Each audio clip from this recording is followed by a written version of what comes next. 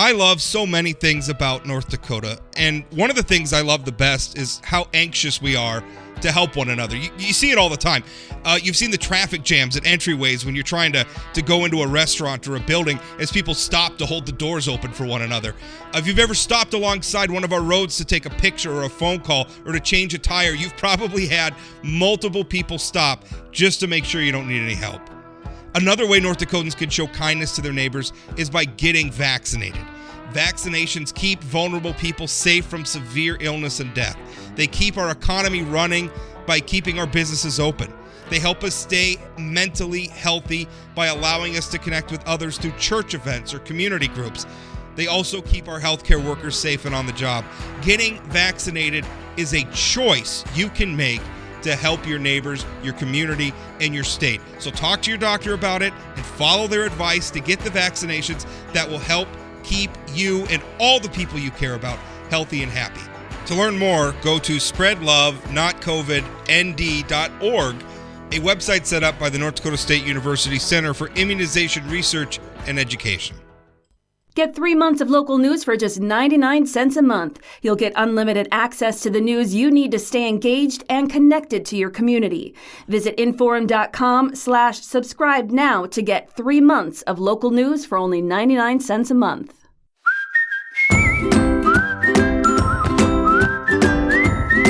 Welcome to Plain Talk. And hey, whenever the legislature's in session, there's all sorts of issues that get discussed. And a lot of times we think about, taxes and education, a lot of those top issues. Sometimes what kind of maybe surprisingly becomes an important issue are some smaller things. I'm talking specifically about House Bill 1151, which was introduced by somebody who was just recently on the show talking about another issue, Representative Paul Thomas, a Republican from Velva.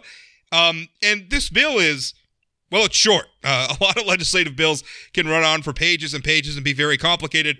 This bill contains exactly one sentence. It says, the department, referring to the North Dakota Game and Fish Department, the department may not issue rules or adopt a policy or practice prohibiting the baiting of deer for lawful hunting.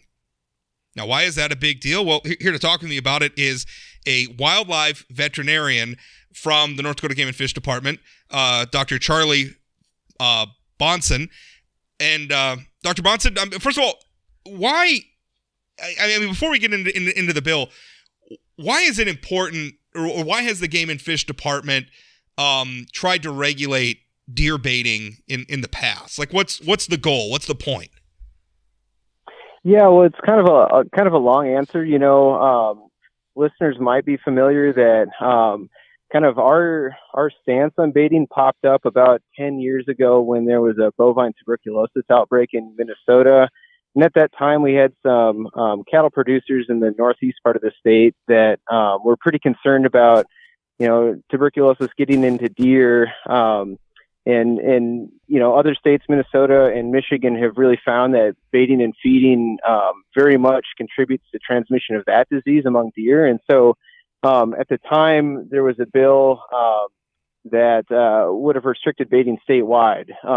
From a disease perspective, that was would have been a pretty proactive thing to do. Our department did support that, because of disease and some other concerns, but that bill failed. And at the time it was, strongly indicated to the department that, look, this is a tool that you guys have, but you need to only use it when there's an established disease risk. So fast forward 10 years later, when we started to, I guess shortly thereafter, we started to find chronic wasting disease, which we'll probably talk about a bit, but like bovine tuberculosis, very much a concern for deer, and pretty well established that baiting and feeding increases transmission. So now we use restricting that practice as a tool to try to slow down how fast the disease spreads. We've had chronic wasting disease in the south central part of the state since that 2009 time. And then about 10 years later, we started finding it in the northwest part of the state in 2018, first Divide County, and unfortunately a number of counties afterwards. And so when we find CWD in an area, we restrict baiting in any hunting unit that falls within 25 miles of that detection. And so now it is about half the hunting units, primarily in the west, but also Unit 2B along the Red River. That's done as a way to try to slow down how fast this really important disease spreads within our deer herds. Now, Dr. Bonson, this is Ben Hansen here. I did wonder, Representative Thomas, rather, has said there's a distinction between the sorts of diseases that your department is trying to prevent against, and that baiting here in his region up in north central North Dakota, going up to the Canadian border, doesn't currently have the spread of this specific disease. There's a distinction between the blue tongue, and I don't know them, and you do. But what do you have to say to that, to the Prime Bill sponsors' explanation that this bill wouldn't impact the disease spread there? I guess I would probably push back on that pretty strongly. We actually Manitoba, so pretty much straight north of that area, has found a number of cases right across the border. We've also found it in hunting units 3A1 and 3A2. And based off of the epidemiology around it, it's pretty easy to know that the disease is there, and it's in very low prevalence, meaning, one out of many, many deer, probably less than 1% currently have that disease, chronic wasting disease. And we really want to keep it that way. But in order to do that, we look at what we know about the disease. It's transmitted among animals, but also indirectly by consuming bodily fluids. And we then look at what practices within our control as hunters amplify those sorts of high risk interactions. And it's pretty demonstrably evident that baiting and feeding do that. So, there's a little bit of discussion about baiting versus feeding. It might be kind of semantics. Our department doesn't have authority to restrict feeding, but baiting is a practice that, a portion of hunters do throughout, much of the late summer and fall. And that's a pretty substantial amount of risk that, is just, we can't justify given the clear risks that the disease presents once it's, documented in an area. So, I would kind of, I would kind of push back on that. I would say that there are other diseases, blue tongue, EHD, which are kind of synonymous. It's this really rapid acting viral disease that's transmitted by a midge. And you're right to say that, baiting probably doesn't contribute to that disease system in a substantial way. But when we're talking about these chronic wasting disease, which is transmitted through bodily fluids and the consumption thereof, it's quite evident that baiting is going to contribute, voluntary risk to transmission.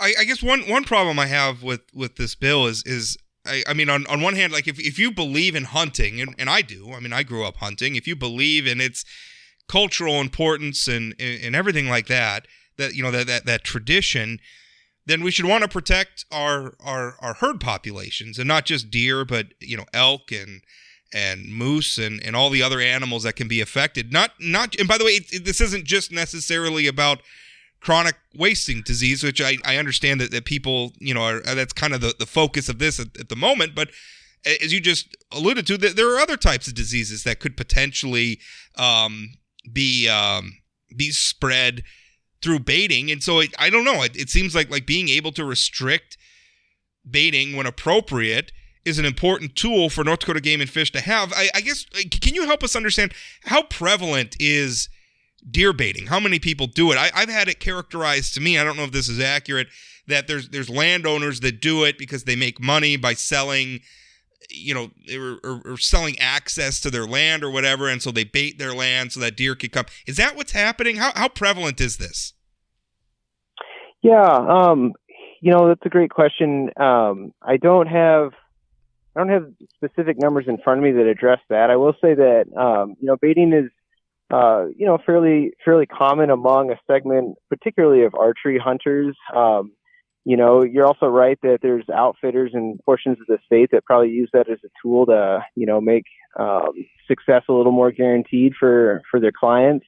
Among kind of the standard rifle hunters that hunt for 16 days a year, I don't think it is terribly common, but But it's a pretty well entrenched practice among a portion of our hunting public, and I don't mean to paint over that. I think if it's been a part of how you hunt for quite a long time, like we don't take lightly the fact that we're asking you to change how you do things, but some of the wording you used earlier is important to keep in mind. Like we are, as the agency, as the department, we're charged with protecting hunting opportunity today, but also well into the future.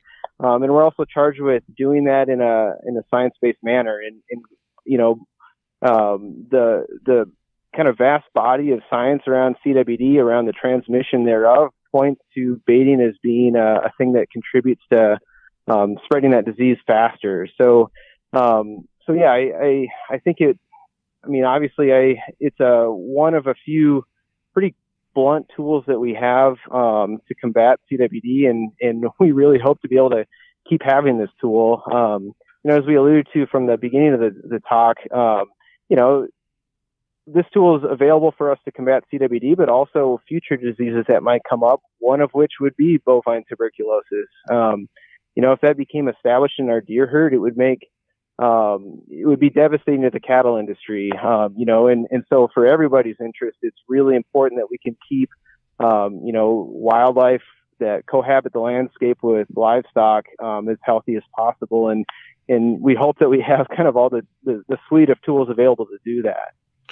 Dr. Bonson, currently deer baiting is banned in, or this bill addressing a ban in the state of North Dakota. What are the consequences or the penalties, rather, for violating that ban? And about how often are you seeing those? Are you seeing that a lot? Or are you not seeing it very much? Yeah, it's a non-criminal offense. Again, I apologize. I think the fee is $100 or $250, something to that effect. I'll be the first to say that it is a tough thing. It's kind of hard to enforce. So our wardens don't end up writing a lot of tickets around it. But that being said, I do think that most hunters want to do the right thing, and when that restriction is in place, less baiting occurs versus if it wasn't in place. And we also really hope that most hunters, when they kind of understand what we're up against, if they understand the reason behind it, they'll kind of realize the responsibility that we all have in protecting deer, and so they'll follow the regulation. That's not to say that the wording couldn't be continued to be crafted in a more clear-cut way. We're kind of always addressing that language, but yeah, it's like anything, it's an imperfect system. I feel like part of the motivation for this bill is the insinuation that the Game and Fish Department is being capricious or some way, or being is maybe the Game and Fish doesn't like baiting as a practice, so they're using chronic wasting disease as cover to just crack down on a practice they don't like. I've read, and granted, some of this is coming from Facebook conversations, which admittedly is not the best location for rational discourse. But I mean, can you speak to that? I mean, I think it's important to establish why Game and Fish has this authority, and why you've been exercising it. Sure. Yeah, and that's a great question. I can say that what you'll hear folks in our department say is that we're not in the business of regulating ethics around hunting. We put regulations in place. We set deer licenses around, to the extent that we're able, around biological phenomena. And so that's why we have this. That's why we get involved with baiting. As far as a topic, I can say that.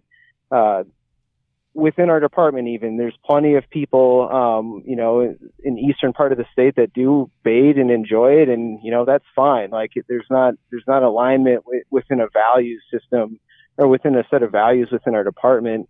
I can tell you personally, I would like nothing more than to never talk about baiting again. I don't enjoy, I don't enjoy stirring the pot when it comes to this.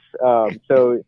If I could get out of this conversation, I like talking with you two guys, but everybody else, if I didn't have to talk about baiting, that would be great. But frankly, our mission as a department, obligates us to get involved when there's a, established risk that this or any other sort of practice around hunting might present. So, I guess that's what I would rant to you about. Well, Dr. Bonson, I appreciate your time today coming on and talking about this, and I can understand that people are passionate about hunting, and rightfully so. It's a wonderful tradition, but I think anytime I don't know this bill, it just seems like it seems to me like if you're unhappy with the way that North Dakota Game and Fish is using that authority, then we can have a public debate about it. You have a boss. Your boss has a boss, the governor of the state. There's things that we could talk about. I think just taking away the ability to ever do it because maybe some people don't like the way it's being applied in this specific incident seems like an overreaction. But anyway, that's all we have time for. Dr. Bonson, thank you. Yeah, thanks very much. Appreciate your time, fellas. Hi, everybody. I'm Chad Kuhl, host of the Northland Outdoors podcast. Hey, here in the Northland, we love our time outside. And on the Northland Outdoors podcast, we're going to talk about all of it. Not just fishing, not just hunting, but mountain biking, camping, rock climbing, bird watching, you name it. We're going to have it on the Northland Outdoors podcast. New episodes every 2 weeks on Spotify, Apple Podcasts, wherever you get your podcasts. So look for it and join us on the Northland Outdoors podcast. Well, having just finished an interview about deer baiting, we're now going to switch to a logical segue into the Fufeng controversy in the city of Grand Forks, which got some clarity, some resolution recently. The Department of the Air Force issuing a letter to North Dakota's two senators, Senator John Hoeven, Senator Kevin Cramer, indicating that they do consider that wet corn milling facility, which has made so many headlines over the last year plus, they do consider it a serious threat. That just came out yesterday. In response to that, state officials, including Governor Burgum, including our guest now, Grand Forks Mayor Brandon Bochenski, have said that they're pulling support for the project and they're stopping it to the extent that they have the power to stop it. They're stopping it. Mayor Bochenski, welcome. I know this has been difficult. This has been a difficult situation. And from the outside looking in, my opinion, the thing that always frustrated me about this was that you were left sort of asked to make a decision about something that you had no capacity to make a decision about, which was, analyzing the potential national security threat of a corn milling plant owned by a Chinese company. I mean, people were asking, at no point could your office have ever provided an analysis like that. You don't have the resources. That's not the city of Grand Forks' job. That frustrated me, and it frustrated me. What was your reaction, I guess, when you got the news? Let's start there. Well, obviously, waiting 16 months is tough. I think it would have been great had that communication come, a month or two into the project. But that's why we set forth that development agreement, because we knew that was a potential outcome that could happen. And we could take baby steps to the project moving forward because, let's face it, a corn mill economically would really benefit the area. And we're going to keep pushing for those types of projects. So that's not going to stop. It's, it's the China factor was simply the thing that hung over the project from the start. And that's why we set forward a good process, and we followed it to the end. And we finally got that resolution and was able to protect the city, financially in the meantime. So from the start, we expected probably more out of the federal government sooner, but it did come eventually, and we've got some clarity. Mayor Bochenski, I have a couple questions for you. Right now, Fufeng still owns that over 300-acre plow land. Is that correct? Yeah, that's correct. And I guess to put a little bit more clarity on that's the interesting part. The federal government, through that CFIUS process, essentially, allowed that transaction to take place. So they do legally own the land now. But the federal government has also asked, essentially for our help to make sure nothing can get built there. So that begs a question of a bit of a now what, and then I do have a question that I need clarification on. I think it'd be good for listeners to hear. Those 300 acres, those are not in Grand Forks city limits, or are they? They were right on the edge. They are in city limits now. So that is in an industrial park, industrial area within the city and within our flood protection. So now that they still own that as part of the transaction, and I believe it's 320 acres, but point being, it's a good chunk. it's a half section of land. You will not, as city council, for your input anyway. I understand you are not the council, but you are the mayor, commission, but you are the mayor.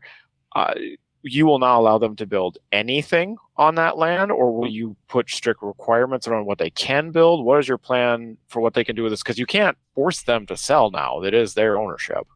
Yeah, and that's kind of the predicament. We don't have authority, over, telling a private landowner that they have to get rid of their land. That would have been the federal government. They chose not to do that. So I can't see us giving them a permit to build anything there. So if they came to you and said, and I'm not saying they are, but just for hypothetical sake, they said, hey, if we can't do that, we'd like to get some economic use out of this. We're going to sell it off to individual home developers. We're going to plot it out. They can build single family homes and a couple strip malls. Would you? Oh, certainly. Well, yeah. I mean, obviously through this process, the hopes they're going to move the project. Hopefully it goes to a Cargill and ADM, another value-added ag project, because it's in a great area for that. But ultimately, unless there's some movement on the state or some other avenue, they will own the land, and we'll, hopefully that there's a buyer out there that will be looking to purchase it, and then they can, of course, decide what to do. It's the company that owns it, not the land itself, that we're stopping, development from happening on. That seems like the best case scenario, right? Because I agree with you. A corn milling plant it's great for Grand Forks. It's great for the state of North Dakota. It's great for people in Minnesota, right, who can bring their product across the border possibly too. It's great all the way around. So I guess the best case scenario would be if Fufeng finds, another company that doesn't have, the connections or I guess the problems that Fufeng had that led to this them being a threat. If they could hand it off to another company, the ball's already quite a ways down the field. Somebody else could step in to a good project, I would hope. I mean, that's got to be that. Have you heard anything along those lines that's? Well, that's the commitment that the senators made, that they're going to be working for that. So I'm imagining they're going to, help pound the pavement and reach out to their contacts and see what can get done there. Ultimately someone will need to purchase that land and decide what to develop there and, come to a price and those particulars. But that is the ideal situation, I would say, at this point. Mr. Mayor, put us in kind of your shoes in this position for folks that aren't in Grand Forks or haven't been to some of the commission meetings. When did you, as a mayor or as a commission, you're a commission, right? I'm not saying that wrong. You're not council. You're a city council, yeah. Council, dang it. You as a council, when did you first reach out to, I understand you probably didn't reach out to CFIUS yourself, but who made the first contact with the Air Force? When was the Air Force reached out to? Because I know this letter's unambiguous. It was sent to Senators Hoeven and Cramer saying this presents a security threat. We do not want this here, please. From someone relatively high up, as you know.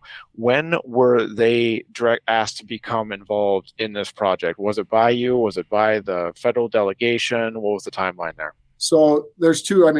They're two separate things, the Air Force and then CFIUS. So the Air Force has a seat on our EDC board, which is our local, Regional Economic Development Corporation. So they were aware of the project, in the earlier stages. When it was selected, the first thing that I did was reach out to the wing leadership and say, hey, this project's coming. What do you guys think of it? What do we need? What are we missing? What do we need to look at?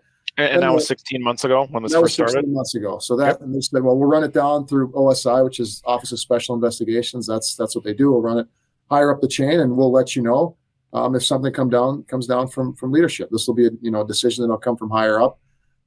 So that started 16 months ago, and then there was a question over whether this fell under the CFIUS purview or not, and ultimately we felt like it did. So we asked the company and said, you need to submit to the CFIUS thing if you want this project to move forward, which ultimately they did. And we waited. We had the project on pause while that Committee on Foreign Investment in the U.S., which is supposed to be the entity that reviews these things and gives a yes or no.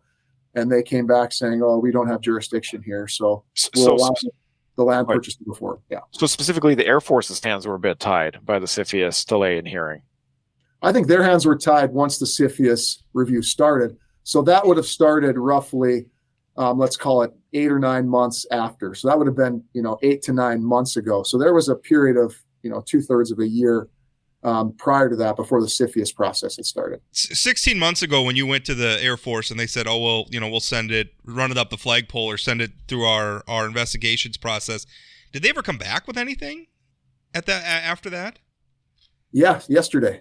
Oh, okay. So finally yesterday, that was the answer. Okay. So it was a 16-month result that you think might have been, they might have had to have shelved it because of CFIUS, which of course is now which was entirely out of your and the North Dakota federal jurisdiction. Is there any look in retrospect with this process? Was there some capacity for either the city or the federal delegation to do more of a look before you leap or require more of a permitting process before this entity could buy a land plot this big, or what was this literally inevitable? Well, again, the city doesn't have authority to stop private individuals from the people that owned it. We didn't have the authority to stop them from selling it, and we didn't have the authority to stop Fufeng from buying the land. So from that side, our role really, we took on the vetting role for environmental aspects, traffic, all those things. Yeah. So what we can ultimately do to remedy it is just refuse to connect industrial infrastructure, so they can't have a corn mill without water and wastewater, and then deny a building permit. Go ahead. Yeah, that's the role that we can do. If we were trying to remedy the situation. But as far as the process, like I said before, there's tremendous economic benefit to having $700 million worth of construction in your community, to having higher prices for the corn growers in your area. Jobs, certainly property tax revenue that would have lowered the taxes for. So we felt there was enough benefit to at least have a process that could be stopped if this happened, but we could take those baby steps forward and get a better understanding. And certainly in the meantime, you've only seen the relationship with China deteriorate. I mean, you had a 4-star general last week saying we need to get prepared, and there's going to be a war in 2025, and we should be getting our particulars in order and practicing shooting a target in the head. I mean, that was from 7 meters. I don't know if you guys read that one, but it certainly escalated. Let's just put it that way. Do you? It seems you mentioned like you guys, City of Grand Forks, you don't have the ability to deny a project because you don't like that it's owned by a Chinese company. I think that's kind of gotten lost here. I mean, you as you should. Your purview is it going to stink? Is there going to be too much traffic? Is it are they following the building codes appropriately? I mean, that's your purview as a local official. I don't want you as a local official to have the authority to say, I consider this to be a national security threat. Getting back to your previous point, how in the world could you analyze that? You don't have the resources. And again, I guess from a local official, I mean, it seems pretty clear to me in the modern era, right, with the digital spying and everything that's possible now that didn't exist 20, 30, 40 years ago. I feel like we need a better system so that the federal government and all the related, whether it's the Air Force or the Department of Defense or whoever it is, can evaluate this and then give a local official like you a thumbs up or a thumbs down on something like this. I feel like our federal government, I thought we had it with CFIUS. It kind of seems like maybe we don't. Did you agree? I mean, it seems like an area where we need reform. I agree wholeheartedly. I think our senators, our House Rep as well would fully agree. I think the governor would fully agree. I think that would make things a lot easier. I think in the end, some people might agree with you. That's largely out of our purview, but other people would say, the moment you knew that something was Chinese, you should have stepped up and tried to make it harder for them from the very start. I mean, I think that's an argument that a person could make, but at the same time, what's the federal government's stance? I mean, we're the 2 largest economies in the world.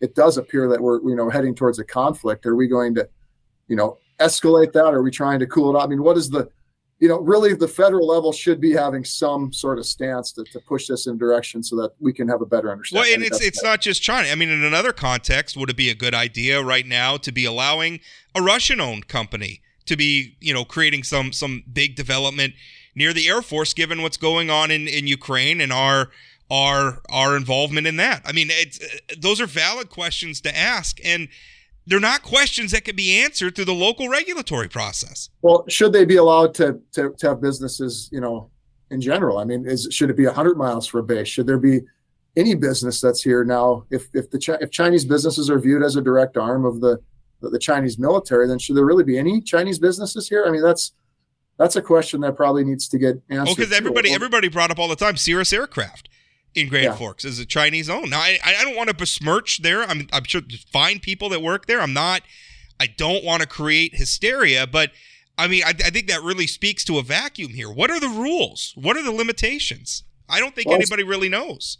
Yeah, and I spoke to that, and I said it really leaves open the question. And I even got a call from the university president this morning. He said that there's Chinese students and professors that are really feeling uncomfortable today. He said, I had a statement that said this leaves open the question of Chinese students and Chinese professors at UND. I mean, if this thing was the risk that they say, it'd be hard to understand how serious aircraft and other things, wouldn't be a risk. So some clarity on those things would be good too. And it's made some people, uncomfortable, let's say. And he had to call and communicate that to me. And I said, well, I don't know what else to say. We've got to at least have some stance on that. So that was, what I wrote in there. It leaves open the question as to how we move forward with those entities.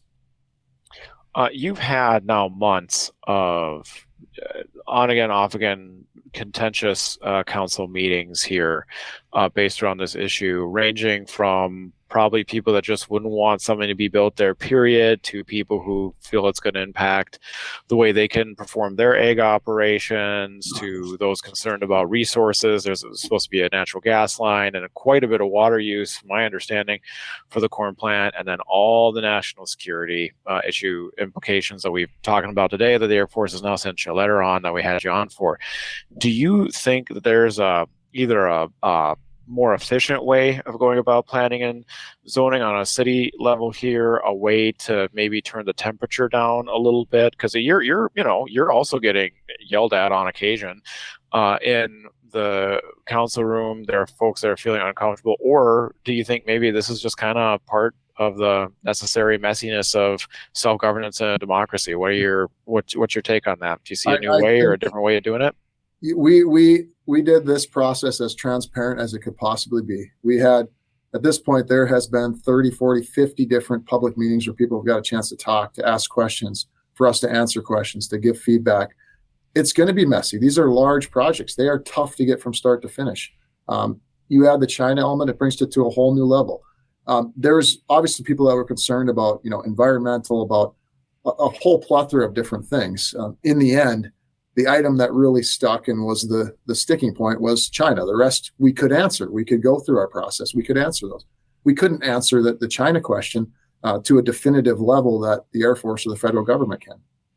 Well, one thing, the point you just made about, some of the folks of Asian or Chinese descent or origin, feeling uncomfortable. I mean, that breaks my heart to hear, first of all. I mean, I don't like that at all. But I think that, again, that speaks to a need for a process here, because when you leave as somebody who works in information for a living, right, in sort of mass communication, when you leave a vacuum, people fill it with a lot of stuff. Sometimes it's good. A lot of times it's not. Sometimes it's bigotry. Sometimes it's misinformation. Sometimes it's whatever. And I think that was the real problem here, is we had an information vacuum around this. And some of the people that were opposing this, had some not so great motivations. I think that's reality. And so I guess do you agree? I mean, that's another, I think that speaks to another reason why we need a good process to produce good information that we can make decisions on. I get the gist of that statement. I would say the vast majority of the people that came and spoke, their heart was in the right place. Absolutely. I would say there was a couple that maybe would have delved into that, that area. I agree with that. But at the end of the day, I think that's a broader question. It's not necessarily the Chinese people. It's the Chinese government. It's members of this party that makes up 6% of their country. It's kind of shocking that the 94% haven't tried to change that over the last decades, if they've had such issues with it, and you're seeing these protests. But it's, where do you land? And you've got a bad government over there. Where does that leave the people? How do you manage that aspect of it? And I think we've got to be cautious how we do that, because that doesn't speak to what American values are. We need to be protected. We need to have freedom, but our values aren't set up to be against a certain race of people that has nothing to do with what's happening. I just think that's totally wrong. So where is that balance now? That is the question of the day. Have you heard anything from the Fufeng people? And I mean, have they indicated, I mean, I guess I'm sure they're regrouping, trying to figure out what they want to do. Have you had any indication about what their next steps are? No, I mean, the phone call was very short. It's just, this is untenable to go forward. And the one question they had, well, does that mean it's over? And yeah, the answer was yes. So I think the response was okay. And some disappointment, I would imagine. I mean, this is a project that the COO had worked on. He's a guy from Detroit that, largely their executive group was all, Americans that had been working on this. So I think there was some disappointment because they put a lot of effort into it, but that's where we're ended. You're probably sick to death of talking about this, but I think it's well worth educating our listeners on. You said that if you could, you're hoping an ADM or someone else comes in with an egg development project here. There was what was designated to be an egg park, agriculture, like industrial park in the city of Grand Forks. Is that correct? What was the definition around that? Yep. Yeah. Well, we've already have Simplot. We have Philadelphia macaroni. We've got Red River potatoes. We've got the North Dakota mill and elevator. So we've got. And they're all in one location, or what's the? Okay. Yeah, exactly. In the same location. Yeah. So resource wise, then I know at one point there was supposed to be a natural gas pipeline coming to help fuel this plant, and then water usage was going to be massive. At one point, I heard it was going to be 1-to-1, like city use of residential and commercial use of water versus what Fufeng was going to use. In theory, then, if someone else comes and tries to create a similar milling plant, there would be similar resource development. That's not really to do one way or another with a national security concern, although that's an element there too. But can you speak to, is Grand Forks County City going to be able to, one, supply that much water, and is it going to draw from other ag resources? And two, where are we at with the natural gas pipeline right now? Yeah, well, the natural gas pipeline will still be, vastly important because we've got Epitome Energy, we got another soybean crushing plant that's coming that's going to be a large gas user, and if a fertilizer plant, which was proposed roughly 10 years ago now, I guess it's been 8 years. If that project comes forward, we're going to need a large gas too. As far as the water, we had a lot of the experts come in and spoke to that. We've got permits for 60 million gallons a day plus. There's on average 1.5 billion gallons a day that flows past the city of Grand Forks. This project would use 6.6 million. That's less than 0.5% of the water that flows by. We don't store the water. It's a river it flows past. If we don't use it, it ends up in the Hudson Bay as salt water. So there's a tremendous amount of water availability. We've got roughly 3 times the water that Fargo has, and we use half of it, a half of the amount that Fargo uses. So we've got 6 times the availability that Fargo does. They continue to grow. The benefit Grand Forks has is our resources, or is our infrastructure. And I think people focused on that as a way to be against it without having to say I'm against it because of China. So where does the natural gas pipeline stand now, though? So you said the project was proposed 10 years ago. Where is there any kind of permitting or progress construction going on right now, or no? That was on the fertilizer plant. So on the natural gas pipeline, there's really 2 options that are being looked at. It's the short version would be bring gas from east to west. So from Minnesota on the Viking line to us, the current line, it's only 13 miles. If we're going to go from west to east, you're talking about a multiple 100-mile line, which will take much longer. So that's still being proposed. You're seeing the legislature right now deciding how much money to try to put towards that to make that happen. And that's a huge benefit for the state. If we can sell our gas, use it within our state, add value to products before we ship it out. Plus, you're capped on how much gas you can flare and how much gas that you can produce. And if you aren't using the gas that you produce, you can't pump any more oil. That's a federal requirement. So we're capped on how much oil we can produce, which is a huge resource for the state. And if we can't find natural gas usage within the state, that number is going to drop, and the legacy fund's not going to be growing like it is. It would be pretty nice to use it too, instead of just having it literally go up in smoke. We have too much of it in the West, and we have a lot of great ways to use it in the East. So that's a problem we can fix. But one of the great things about the Air Force finally speaking up on this is that it feels like the city of Grand Forks can move on and start talking about. I mean, obviously you could talk and chew gum at the same time, but it feels like all these other great projects, aren't going to be clouded over. We've got clarity on Fufeng. The city of Grand Forks can move on to all this other great stuff. Well, I would, economic development's a big part of what I do. That's part of what I ran to try to drive, growth in the city. But, realistically, we've got to run an entire city of 600 people, police force, fire department, water, wastewater, streets, sanitation, engineering, inspections, finance. There's a lot of work that we have to do day to day where, economic development takes up 5 or 10% of the time. The rest of it's running a city. That's really been flipped. Some of those things need more attention than they've been able to be given just because of the intense, due diligence process and all the pressure that's been on the city over the last year.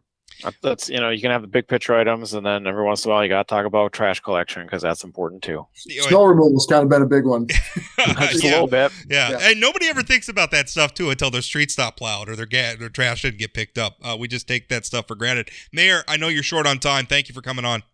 Yeah, thanks for having me, gentlemen. Really appreciate it. Have a great rest of the week.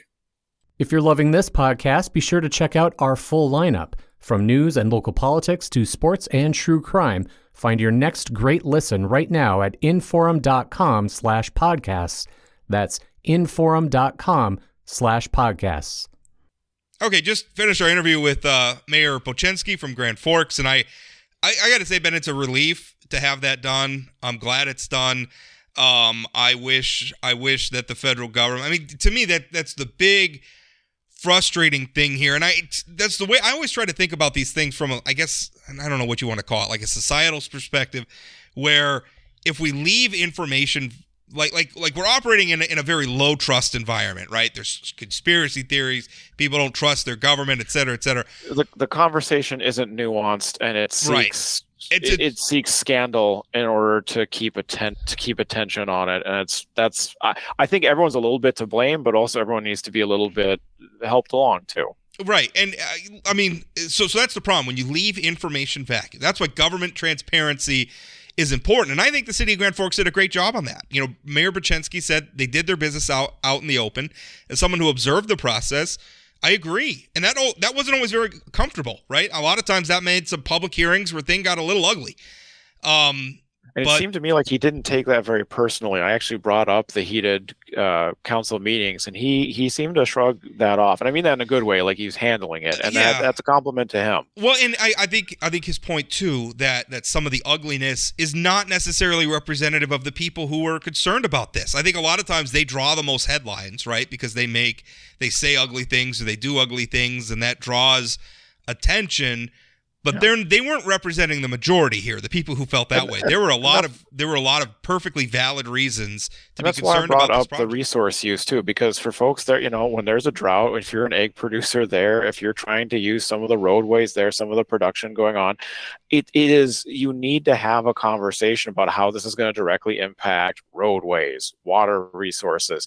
These are how people make their living. So it's worth having, and I don't disagree with him that there's transparency with the process. Lord knows we've seen so much of it. My question more to him was, is there a way of doing it that maybe the temperature wouldn't have to be as turned up as this was? And we're North Dakota. By national standards, the temperature wasn't very cranked up. I think this was pretty calm by most standards, but we're so calm in this state. Maybe this was looked at as we didn't have a situation where somebody threatened to come over the table at the Grand Forks City Council. I don't know if you remember that. It's a guy who founded. No, I didn't actually. No, it's a guy who founded the Sons of Liberty out of Tioga.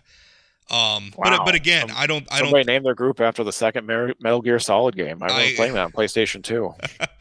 Well, I don't think their point of view is all that representative of the state, but it was very heated, and I think some of the heat came from the perception that the city of Grand Forks was moving forward when we didn't have an answer to the national security problem. And that was amazing to me because he said at the beginning they asked the Air Force to weigh in. And didn't get a response. And didn't get a response for 16 months. I mean, at some point, I mean, even if the Air Force needs 16 months, then I think they need to say, listen, put a pin in this, and it's going to take us a while. We'll have you an answer. Or give some sort of a timeline for when they're going to give an answer back. I'd like to reach out to, and I don't mean to assign you work, but this Andrew P. Hunter, he's the Assistant Secretary, of Air Force for Acquisition Technology and Logistics. He's the one that sent that letter to Senator Hoeven and then a similar one to Senator Cramer, laying out in unambiguous but undetailed terms. This is a national security threat. We do not support this. Please do not let this happen. Right. And that really is kind of it. It's 3 paragraphs long. You can read it very quickly. And was that truly the process? Was they waited 16 months to say that? I mean, my God, what if the city council just said, go for it? Well, I mean, they could be partway through building right now. So there's got to be something there. Which again, I think speaks to the competence with Grand Forks handled this very difficult thing. That was one thing that Mayor Bochenski said, is they were aware that at any time the Air Force could come back and say this. So they put themselves in a position where they were moving very incrementally so that they weren't overcommitted, and when they needed to, they could pull out to the best degree. But I mean, on the other hand, he's got a right. I mean, they're private citizens, including American citizens who are involved in that project. They have a right to develop their land. They have a right to, to be treated under the law. So they do, and they're certainly, as you point out multiple times, this is not the first time a Chinese company or Chinese owners have come to North Dakota, have bought land and operated and done business here. Right. Cirrus Aircraft is one example. Look at the apartment buildings and real estate developments held by Chinese companies in western North Dakota. This is not a new thing. No, it's not. Brent Sanford was dealing with this as mayor of Watford City before he was lieutenant governor. Sure. Yeah, and that's I think the thing to point out in that context is that the world's changed, and I think we are coming to grips with the reality of what sort of espionage is possible in the digital era and how it could be facilitated by this sort of development. And we need a process. I think the federal government's behind the curve. We need a process through which people who have the right information, who are in the know at the federal level, because it's the federal government's job to regulate our relationships with other countries, not the Grand Forks City Council or even the state of North Dakota. It's the federal government's job. We need a process through which they can assure, whether it's Chinese or Russian or Korea or whoever it is, anyone who might be a threat. No, that we could say thumbs up, thumbs down. I thought your point about the UND was that department head, or was it just a professor who was speaking to the university international students? So the mayor said that the president of the University of North Dakota, Andrea Armacost, called him and said that he had some faculty and some students who were feeling uncomfortable today because of what happened, and I think probably he was telling the mayor to keep that in mind as we all talk about this. And I think rightfully so, that we want to be sensitive and make it clear the problem is not our Chinese friends and neighbors and students and people who are, whether they're citizens or not. It's the problem's not them. The problem, unfortunately, is the government of China right now. And we need to be very clear in how we talk about that. It's incredibly important that in any case dealing with any kind of international issues, or just in general, it's a good principle to never confuse a people with their government, because in many cases, and certainly in China's case, they were not actively able to choose their government. They could very potentially not approve of things that the government is trying to do. And I take the president of UND, I'm getting it third person, or I'm getting it secondhand, but his point makes a lot of sense. And the mayor just said, we have to have a policy here. I think some reassurance is warranted there, because again, we don't want to feed into what you guys are saying, just a more negative base prejudging element here that I don't think anyone having economic development conversations, national security conversations is having with these students, because unfortunately, whenever you get into this, there's this element there that says, well, we just shouldn't have any exchange students. We just shouldn't have any interaction or touch base with any one or any other culture from any other country. And it's not how we exert soft power. It's not how we interact with the global economy. We shouldn't want that. Americans should be able, Americans should be able to avail themselves, if they find a product that's made by a foreign country or somebody else, they should be able to avail themselves of that. That's part of what freedom means, is not just the freedom to buy domestically, but to buy internationally. I think it's one of the great achievements, frankly, of capitalism, that I could go to at a store in the smallest city in North Dakota and browse from among products made all over the world. That's a pretty amazing thing. And I realize that's not a fashionable point of view these days, where everybody's kind of turned their backs on globalism. I don't want to turn my back on globalism. I do want us to go forward in a way that recognizes the very sophisticated, the very modern threat that countries like Russia and China, I mean, listen, we know Russia has tried. We can debate about whether or not they've ever been successful, but we know they've tried to meddle in our elections. They're continuing to try to meddle in our elections. We know the Iranians just tried to pull off an assassination in Brooklyn not that long ago, using the Russian mob. They tried to assassinate a political dissenter from Iran that's living there. We know that the Russians have tried to assassinate people. We know that China's trying to spy on us all the time, and probably is effective in a lot of ways. Yeah. So, and we could go on. Saudi Arabia's relationship with some journalists, with journalists, and assassination. That's the world we're living in there, and so there are bad actors, and we need to have a sophisticated and efficient way of screening those at the federal level. It's clearly, to me, if I'm a member of the federal delegation, there's a very clear axe to grind. Like, start having committee hearings. You have, I was going to say the power of the gavel. Maybe they don't have the gavel, but you have the ability to call these things in. You have now a headline grabbing example from your home turf if you're Representative Armstrong or Senators Cramer or Hoeven. So I think the first question is, Cepheus, what did you need to be able to do this? Do you need the law to change? Do you need to be given some jurisdiction? I mean, they said they don't have jurisdiction. I don't know if I agree with that, but they punted. So, and like to your point, does Cepheus need to be dissolved and the law rewritten and replaced with something else? And do they need to be significantly reformed? I'd be interested in hearing from them, because I wonder, because in my limited experience in government on a much lower non-national I had never heard of Cepheus before this. Let me put it that way. But in my experience, in my brief time being a state representative, what you can hear a lot of times is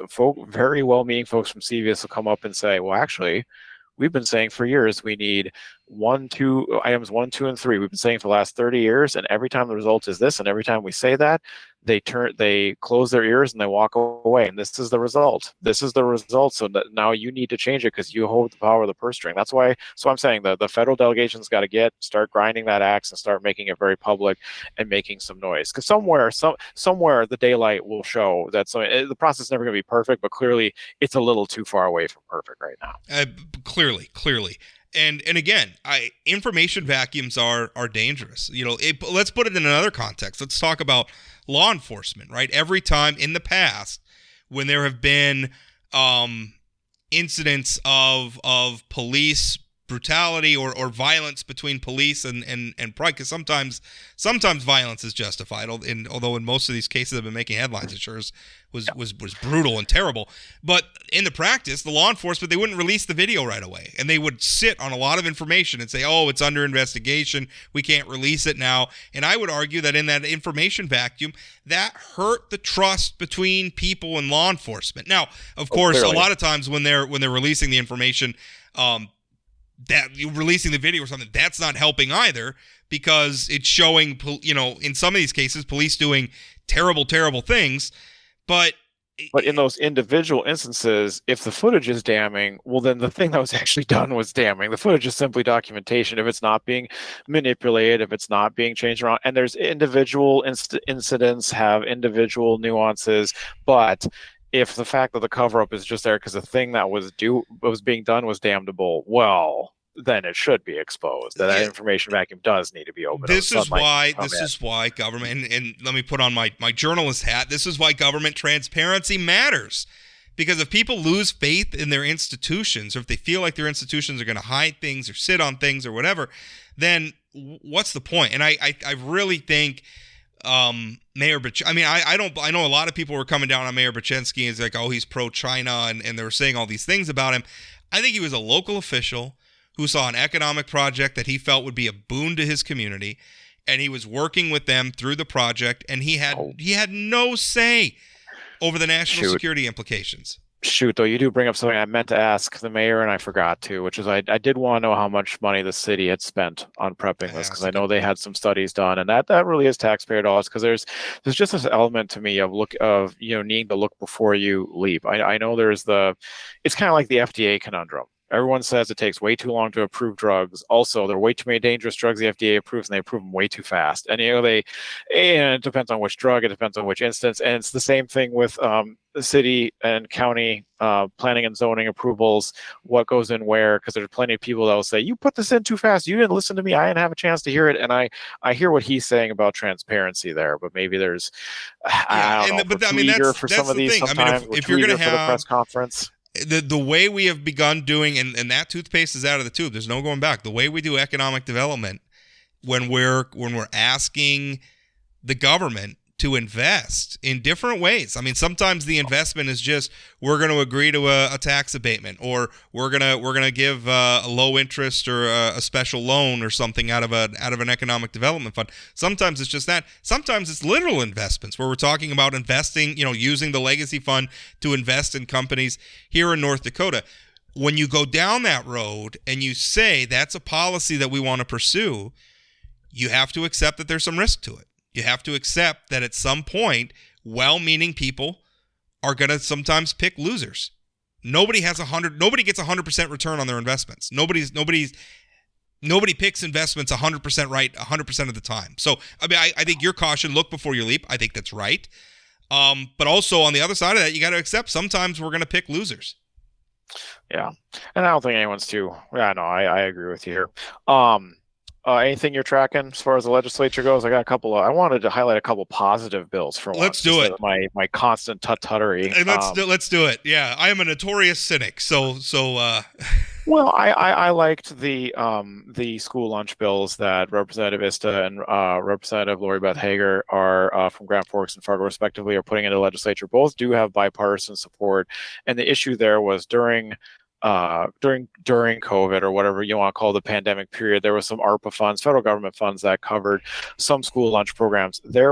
I've spoken to a couple of local school board members and a former Bismarck school board member who have told me that there simply wasn't the budget in their school program to cover every, like those meals there. And when we say cover meals, we're not talking about buying a 3-course meal for everyone else. But what has been happening is there's this weird distinguishing between the kids that, yes, parents do have to pay in or someone has to make somebody whole, but there was this kind of means of calling them out or like separating them out, saying you're getting this lunch or you're not graduating until you pay off this debt. You're just gonna get a peanut butter sandwich, and then everybody say, he got the poor kid's lunch. But this stopping kids from graduating, it's like, okay, this kid's going to school, showing up every day, getting there however they can. For the most of your school career, you're not driving yourself, and then you're graduating and you say you're going to hold them back off of a $700 lunch fee. Wouldn't you rather have them have a high school diploma and be able to go on and earn much more money and become a much more productive person able to earn? I just think the state should clearly be covering this, and I think it's a positive move that seems to be getting a lot of support. A school lunch. First of all, school lunch can be expensive. I think people don't understand when you're paying for it. It absolutely can be. I have 2 kids in school now.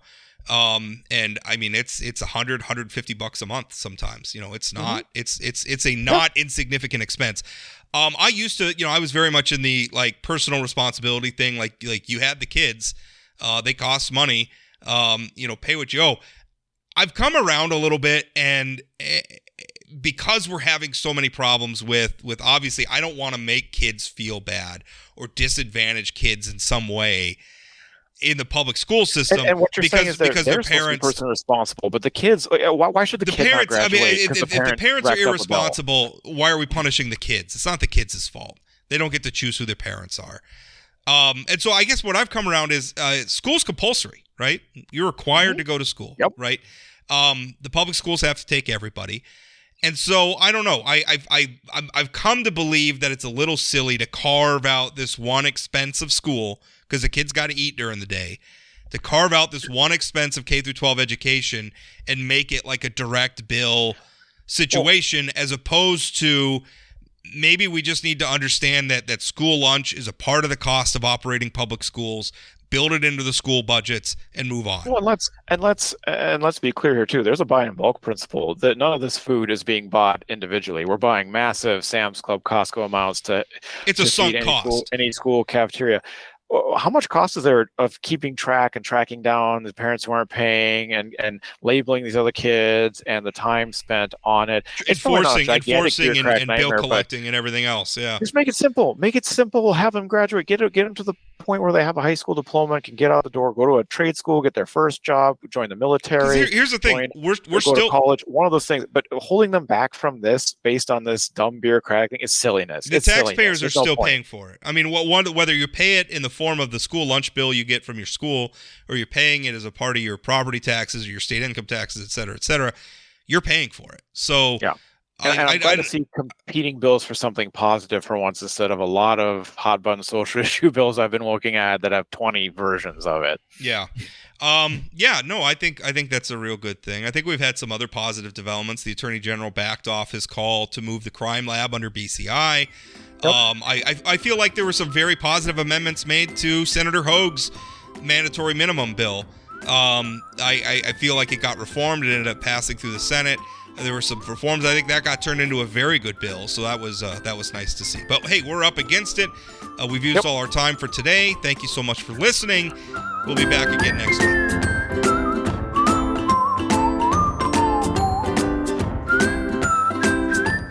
Did you know Forum Communications Company has a robust podcast library? At inforum.com/podcasts, we have everything from politics, sports, true crime, outdoor adventure, and more. Visit inforum.com/podcasts and explore them all today.